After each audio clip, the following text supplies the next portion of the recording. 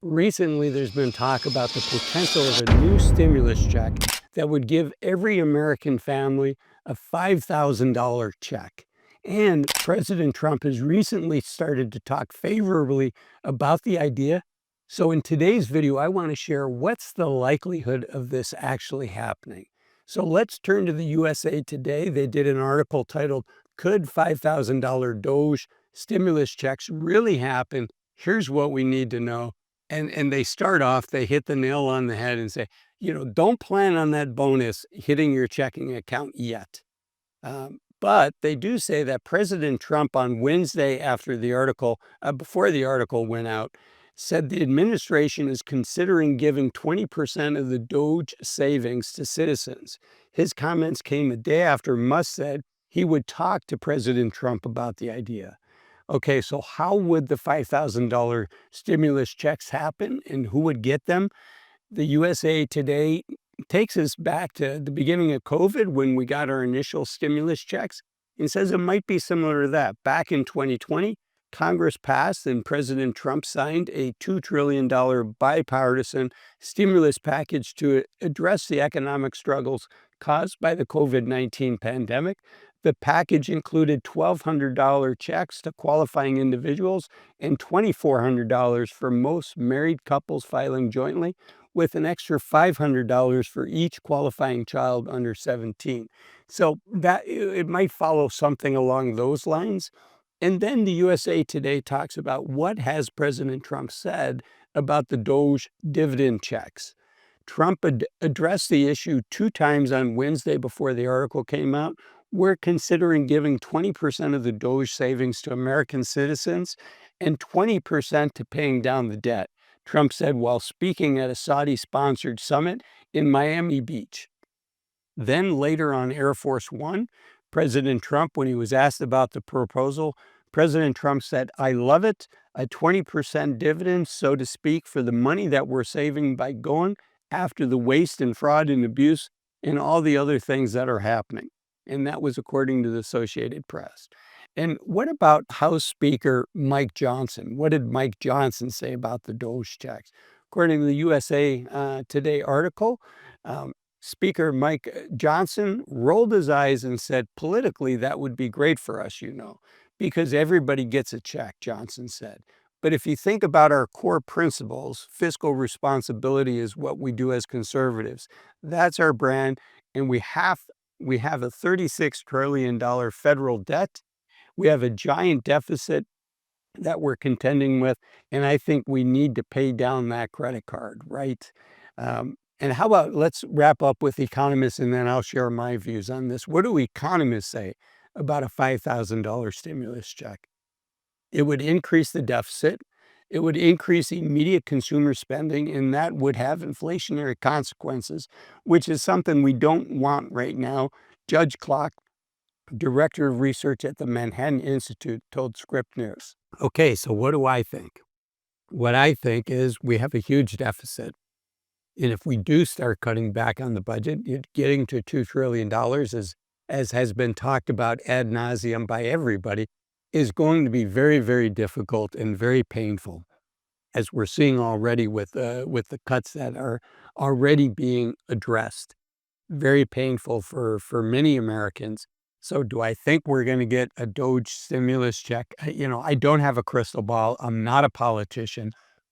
But I think most of us would look at that and say, you know what? We need to pay down the national debt. We need to close the deficit. Right now, the national debt essentially is over $100,000 per man, woman, and child in the United States. So if you have a family of 4, that's $400,000 in debt that family is part of the country that's going to pay this off. And think of it this way: even if the debt was just 5% on $400,000 for a family of 4, that is $20,000 a year just in interest costs. And that's a staggering number when you think that the median household income is right at about $75,000 a year. So if you think, let's say they pay on average $15,000, 20% of their gross pay, So their take-home pay is about $60,000. That is 1/3 of the median household income's take-home pay just to pay down the interest on the debt. So it's a big issue. And as much as I'd like to get a stimulus check, as much as many of us would like to get a stimulus check, I also want to leave a country behind for my kids and for my grandkids that that is that gives them the same amount of opportunities that you and I had growing up and doesn't lock their hands because of the level of debt that we have. So, what do we do as individuals? We can only control what we can control, whether we get the stimulus check or not. Few people in my audience, there might be a few, but few of us really have any say on this.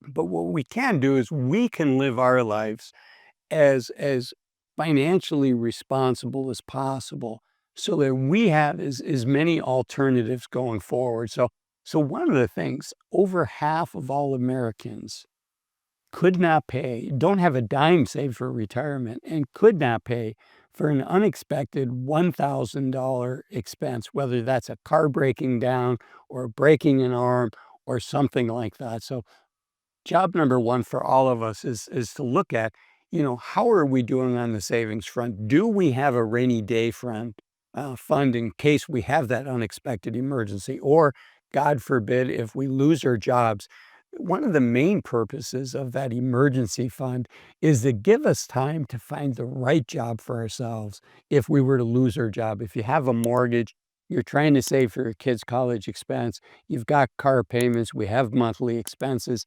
If we were to lose our job, we want to have at least 3 months, preferably 6 months to a year worth of living expenses to give us some breathing room so we can find the right opportunity for ourselves.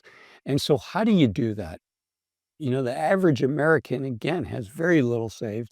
If you look at studies by the Federal Reserve, it's called the Survey of Consumer Finance, and you look at what the our median net worth, which is the value of all of our assets, less the value of any liability. So for most of us, it would be our savings account, whether retirement or not, plus the home equity, the value of our home. About 2/3 of us by the time we're 60 own a home. So the number I'm about to share with you, about half of that number is from home equity. So for people that are 50 to 60 years old, the median net worth is about $365,000.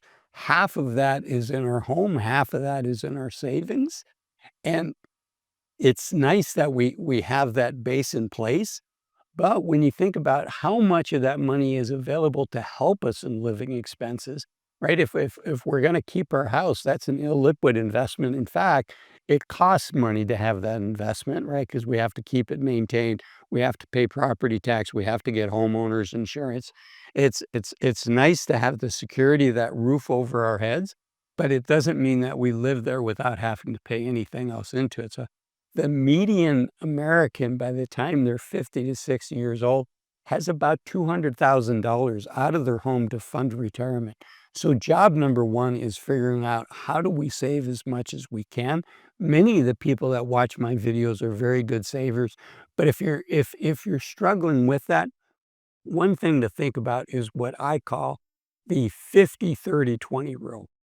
Try to keep our necessary expenses, our mortgage, our car payment, fuel for our car, things like that.